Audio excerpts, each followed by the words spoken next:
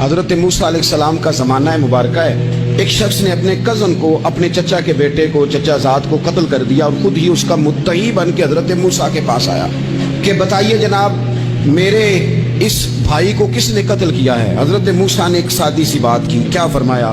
وَإِذْ قَالَ مُوسَىٰ لِقَوْمِهِ إِنَّ اللَّهَ يَأْمُرُكُمْ أَن تَذْبَحُوا بَقَرَةً۔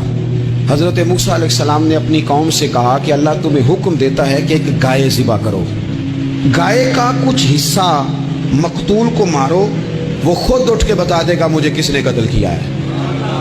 یہ پہلا سپارہ ہے قرآن مجید کا، آپ اس کو دیکھ لیں، یہ آیت نمبر 67 سے شروع ہو رہا ہے۔ تو اب وہ چونکہ ذبح کرنا نہیں چاہ رہا تھا، اس کو پتا تھا کہ مجرم تو میں خود ہوں، وہ ذبح چونکہ کرنا نہیں چاہ رہا تھا، اس سے کہا کہ مارو ایک حصہ گائے کا، اس کو تو یہ اٹھ کے بتا دے گا۔ تو اس نے جواب کیا دیا؟ قالوا اتتخذون ہزوا، یعنی لگا آپ میرے ساتھ مذاق کرتے ہیں، کبھی ایسا بھی ہوا ہے؟ قال اعوذ باللہ ان اکون من الجاہلین، حضرت موسیٰ علیہ السلام فرمانے لگے میں اللہ کی پناہ مانگتا ہوں میں جاہلوں میں سے ہو جاؤں۔ ہر وقت مذاق کرتے رہنا یہ تو جاہلوں کا طریقہ ہے۔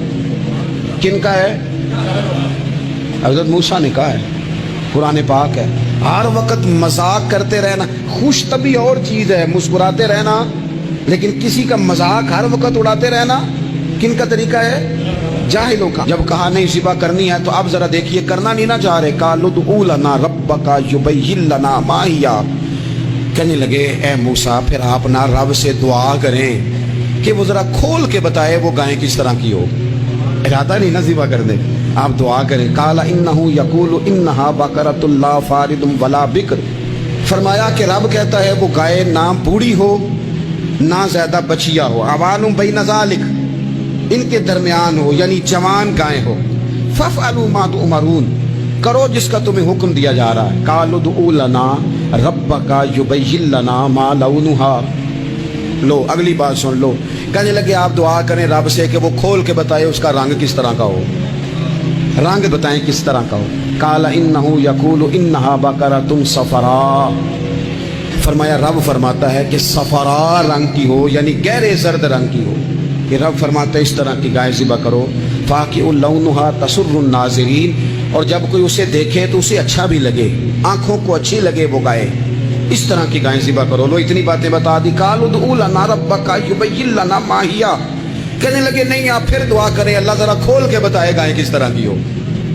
ان البقرہ تشابہ علینا، ہمیں ذرا گائیں پر شبہ پڑ گیا ہے کس طرح کی ذبح کرنی چاہیے۔ وَإِنَّا انشاءاللہ لمہتدون، اگر اللہ نے چاہا تو ضرور ہم ہدایت پا جائیں گے۔ پھر اللہ تعالیٰ نے فرمایا کہ قال انہ یقول انہا بقرۃ لا ذلول تثیر الارض، گائیں اس طرح کی ہو کہ وہ کبھی کھیتی میں نہ چلائی گئی ہو، یعنی اس کو کبھی کام نہ اس سے لیا گیا ہو۔ بیل کو لوگ لگاتے تھے نا، جو کام آج ٹریکٹر سے لیا جاتا ہے وہ گائے بیل سے لیا جاتا تھا، تو وہ کھیتی باڑی کے کام نہ اس کو لگایا گیا ہو، ولا تسقی الحرث، اور نہ اس سے پانی نکالا گیا ہو، نہ کھیت چلانے ہل چلانے میں لگائی گئی ہو، اور وہ جو کنواں ہوتا تھا جس کے گرد گائیں گھومتی تھی، تو کہا وہ بھی کام اس نے نہ کیا ہو گائے نے۔ مسلمۃ لا شیۃ فیہا، وہ ہر عیب سے پاک ہونی چاہیے۔ قالوا الآن جئت بالحق، اب کہنے لگے اب آپ صحیح بات لے کے آئیں، اب سوال ختم ہو گئے نا، کہنے لگے اب آپ بات فذبحوہا، انہوں نے ذبح کر دی۔ وما کادوا یفعلون، پر ایسا کرتے نظر آتے، لگتا نہیں تھا کریں گے ذبح پر ذبح۔ اچھا یہ گائیں پھر ملی کیسے؟ امام خازن کہتے ہیں کہ ایک نیک آدمی تھا، تو اس کا آخری وقت آ گیا، تو اس کے پاس جو کل جمع پونجی تھی وہ ایک بچیا تھی، گائیں کی بچیا ویڑی، اس کے پاس وہ ایک بچیا تھی صرف۔ تو اس نے اس طرح کیا کہ اس کی گردن پر ایک مہر لگائی، اللہ کے نام پر بطور امانت اس نے اس کو جنگل میں چھوڑا، کہا یا اللہ میرا بیٹا ایک ہی ہے وہ بھی چھوٹا ہے، اس کی حفاظت کرنا اور میرے بیٹے کو پہنچا دینا۔ بچہ بالغ ہو گیا، اس کی ماں نے کہا بیٹا جو امانتیں رب کے پاس رکھوائی جائیں نا ان میں خیانتیں نہیں ہوا کرتی، جا کے جنگل میں آواز دے تیری گائے واپس آ جائے گی۔ اس نے جا کے جنگل میں آواز دی کہ وہ جو میرے باپ نے امانت رکھوائی تھی وہ کدھر ہے؟ وہ نشان لگی ہوئی گائیں دوڑتی ہوئی اس کے پاس آئی۔ واللہ خیر الرازقین، جب رب بندوبست کرے، جب اللہ بندوبست کرے تو پھر معاملہ اور ہوتا ہے۔ وہ گائے آ گئی، اب اس نے کیا کیا اس نوجوان نے کہ وہ گائے گھر لایا، ماں سے آ کے کہا کہ اماں یہ تو اللہ نے فضل کر دیا۔ ماں کہنے لگی پتر حالات ہمارے خراب ہیں، मंडी में ले जा, इसे बेच दे, लेकिन सौदा मेरी मर्जी के बगैर तय ना करना। किसकी मर्जी के बगैर? किसकी?